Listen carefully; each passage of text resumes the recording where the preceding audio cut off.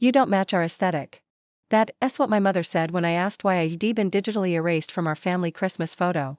She said it casually, like she was discussing throw pillow colors, not explaining why her eldest daughter had been cropped out of existence and replaced with a strategically placed poinsettia. But here's what Mom didn't know when she posted that picture across every social media platform she owned. I discovered something about Dad's finances that didn't match their perfect aesthetic either. And unlike her, I wasn't afraid to make it public. Before I tell you what I found, let me ask you something. Where are you watching from right now? And when you hear what happened after I left that comment, tell me honestly, would you have exposed the truth or kept the peace? My name is Jasmine. I'm 27 years old, and I've spent my entire life not matching my family's aesthetic. Let me explain what that means in the context of the Montgomery family of Charleston, South Carolina. My parents built their entire identity around appearances. My father, Richard, was a successful real estate developer who grown up poor and spent his adult life making sure nobody could ever tell. My mother, Victoria, was a former beauty queen who'd married up and made social climbing her full-time career. Together, they created a picture-perfect life in a historic home in the Battery, complete with 2 blonde daughters who photographed beautifully and one inconvenient truth. Me. I was born first, before my parents had perfected their image. I inherited my father's original nose, the one he'd had surgically refined at 30. I got my grandmother's curly hair that didn't straighten without a 2-hour battle. I was stockier than my willowy mother preferred, more interested in books than beauty pageants, and completely unwilling to pretend that our family's Instagram perfect life was anything but a carefully curated lie. My sisters, Savannah and Blakely, came later. Savannah was 4 years younger, Blakely 6 years younger. Both of them were blonde, slim, compliant, and camera-ready from birth. They were the daughters my mother had actually wanted. I was the rough draft she couldn't quite throw away. Growing up, the favoritism was subtle enough that I could almost convince myself I was imagining it. Savannah and Blakely got professional photos taken every season. I got whatever shots happened to include me. They had color-coordinated wardrobes carefully selected by Mom. I wore whatever was on sale that vaguely matched. For family events, they were positioned front and center while I was shuffled to the side, the edge of the frame, the spot most easily cropped if the composition needed adjusting. And it always needed adjusting. By the time I was 18, I'd learned to make myself small. Not physically, because no diet my mother suggested ever made me thin enough for her standards, but emotionally. I stopped asking to be included. I stopped expecting to be considered. I got a scholarship to a college 3 states away and built a life that didn't require my family's approval. I became an accountant. Ironic, really, given what I eventually discovered. Numbers made sense to me in a way that family dynamics never did. Numbers didn't play favorites. Numbers didn't crop you out when you didn't match their aesthetic. I moved to Atlanta, built a career at a mid-size accounting firm, and limited my family contact to obligatory holidays and carefully managed phone calls. It wasn't perfect, but it was peaceful. Then came last Christmas. My grandmother, my father's mother, had been diagnosed with terminal cancer in October. She'd never been close with my mother, who considered her a reminder of Dad's humble origins, but Grandma Jean had always loved me. I was the only grandchild who visited her regularly, who called just to talk, who remembered that she liked sugar-free candy and murder mystery novels. When she asked me to come home for what everyone knew would be her last Christmas, I couldn't say no. The visit was exactly as uncomfortable as I'd expected. Mom had transformed the house into a winter wonderland designed entirely for photo opportunities. Every room had been staged. Every surface sparkled. A professional photographer was scheduled for Christmas Eve to capture the Montgomery family magic, for Mom's social media empire. Yes, empire. My mother had become an influencer in her 50s, documenting her Southern lifestyle for 500,000 followers who believed her carefully filtered existence was real. Jasmine, we need to discuss the photo shoot, Mom said the moment I arrived, not even waiting until I'd put down my suitcase. I've selected outfits for everyone. Yours is in the guest room. The outfit she'd selected was a shapeless burgundy dress 2 sizes too large, designed to hide rather than flatter. Savannah and Blakely had been given form-fitting emerald gowns that would photograph beautifully. I was being dressed like a couch cushion. I brought my own dress, I told her. Navy blue. It fits well. Mom's smile tightened. Navy doesn't work with the color scheme. The burgundy will be better.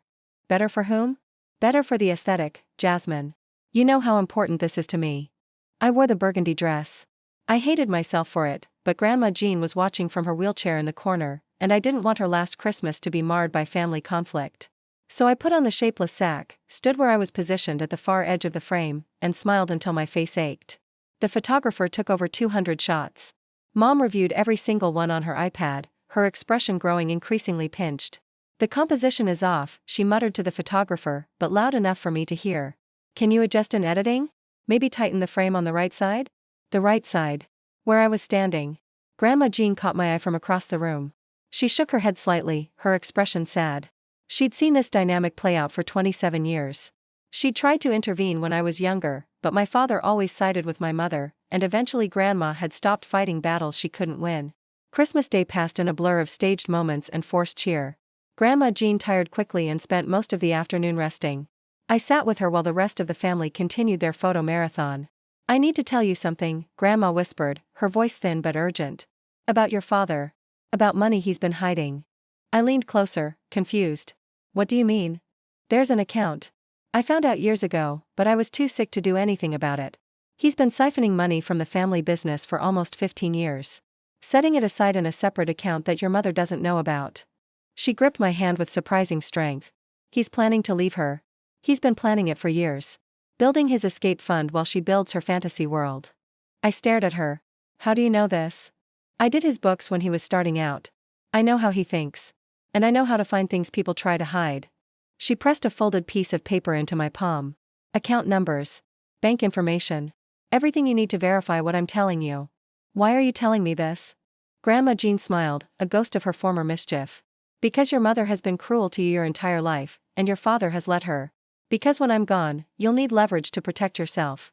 And because that woman has spent 30 years pretending to be something she's not, and before I die, I want to know that someone has the power to show the world what's behind her perfect pictures." I flew back to Atlanta the day after Christmas. Grandma Jean died 3 weeks later.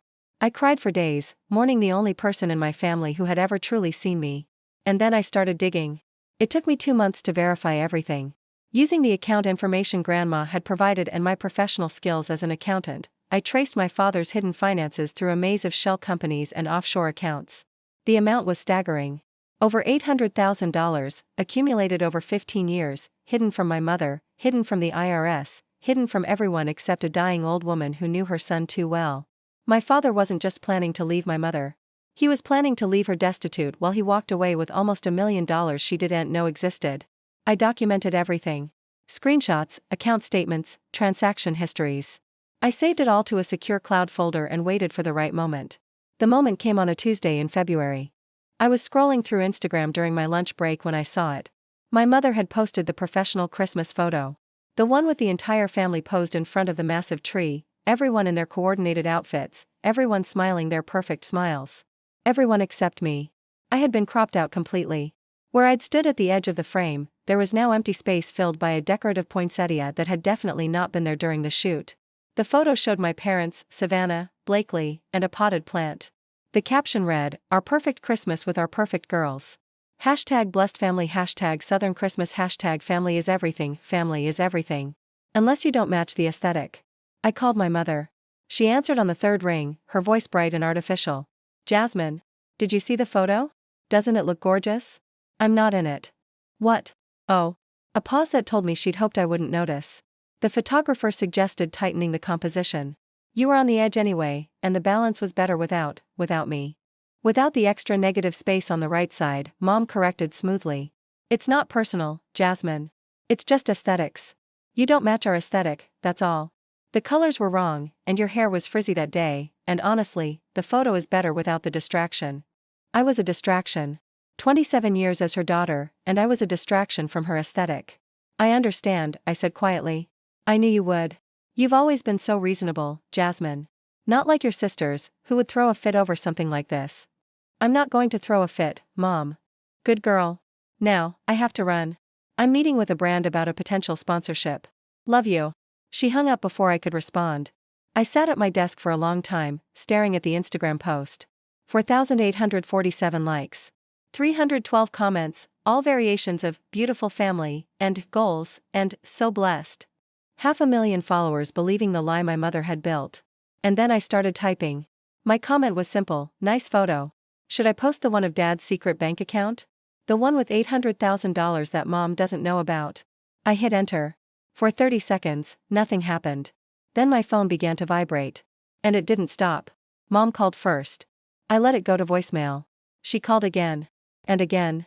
By the fifth call, texts were flooding in from Savannah and Blakely. "What did you do?" from Savannah. "Mom is screaming. Dad locked himself in his office." "Call us back," from Blakely. "My father called next." I answered that one. Jasmine. His voice was ice. "Delete that comment. Right now." "Why? Does it not match the aesthetic?" "This isn't a joke. You have no idea what you're talking about." "I'm an accountant, Dad. I know exactly what I'm talking about." $823,000 in a Cayman Islands account, funneled through 3 shell companies over 15 years. Should I continue? Silence. "How did you?" Grandma Jean. "She knew everything. She always did." I kept my voice steady, even though my heart was racing. "You were going to leave Mom with nothing. After she spent 30 years building your image, you were going to disappear with almost $1 million and let her figure out the rest. That money is mine. I earned it. And you hid it. From your wife. From the IRS. I wonder how both of them would feel about that." Another pause. When Dad spoke again, his voice had changed. "Negotiating now. What do you want, Jasmine?" "I want Mom to post the original photo. The one with me in it. I want her to acknowledge that she cropped out her own daughter because I didn't match her aesthetic. And I want both of you to publicly apologize." "That's ridiculous. Victoria would never." "Then I guess her followers will be very interested in learning about your secret account. And I imagine the IRS will be too." Dad hung up on me. Mom called 47 more times over the next 2 hours. I didn't answer any of them. Meanwhile, her Instagram comments were exploding. My single comment had been liked hundreds of times. People were asking questions. Demanding explanations. Her carefully curated comment section was becoming a crime scene. She deleted my comment. I posted it again. She blocked me. I created a new account and posted again, this time with a screenshot of the account statement. She turned off comments entirely. But by then, the screenshots were spreading. People were sharing them to Twitter, to Facebook, to Reddit. The story of the influencer mom who cropped out her own daughter and got exposed for her husband's financial fraud was going viral in a way her curated content never had. By evening, Mom called from a number I didn't recognize. I answered. "Are you happy?" She was crying now, the ugly crying she never let anyone see. "You've destroyed everything. Everything I've built for 30 years. Do you have any idea what you've done? I destroyed your fake image. The way you destroyed my real presence in our family." I was calm now, calmer than I'd ever been. "You cropped me out of a Christmas photo, Mom. You literally erased me and replaced me with a plant. Did you think I would just accept that forever? It was just a photo. It was never just a photo. It was 27 years of being told I didn't fit. Didn't match. Didn't belong. The photo was just the first time you put it in writing." I paused. "Or in cropping, I guess. Your father is talking to lawyers. About the money. About what you've done. Good. He should probably talk to a divorce lawyer too, while he's at it. Since he was planning to leave you anyway." The line went silent. "Then, what?" "He's been building that account for 15 years, Mom. It wasn't an investment. It was an exit strategy. He was going to leave you with nothing and start over somewhere else." I let that sink in. Grandma Jean figured it out years ago. She told me so I could protect myself. But maybe I should have protected you instead. I heard my mother breathing. Processing. Reconstructing her entire marriage in light of this new information. That can't be true. I'll send you the documents. All of them. Then you can decide what you want to do." I paused. "But Mom? You might want to think about why your own mother-in-law gave that information to me instead of to you. Why Grandma trusted the daughter you cropped out more than the wife you've been for 30 years." I hung up. 3 days later, my mother posted a new photo. The original Christmas picture, with me standing at the edge in my burgundy dress. The caption was brief: "I owe my daughter Jasmine an apology. She has always been part of this family, and I was wrong to suggest otherwise. I'm taking time away from social media to focus on what really matters." 2 weeks after that, my parents announced their separation. Mom got the house and a significant settlement, thanks to the documentation I'd provided about Dad's hidden assets. Dad got served with papers from the IRS requesting an audit of his business finances. Savannah called me a month later.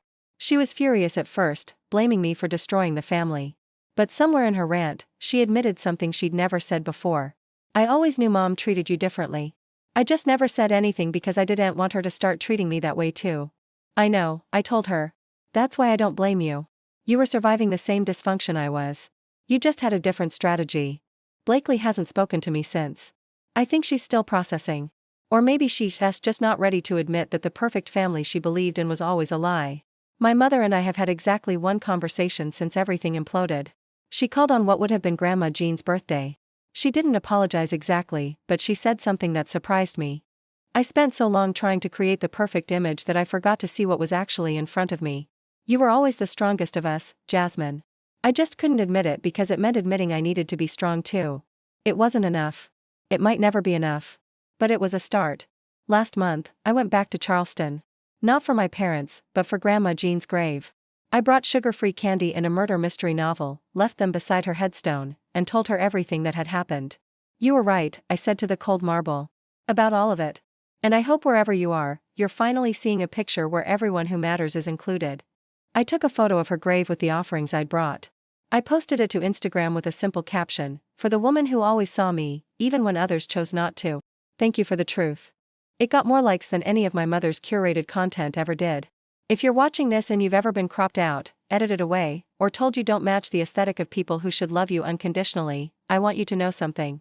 Their aesthetic is a lie. Their perfect picture is a performance.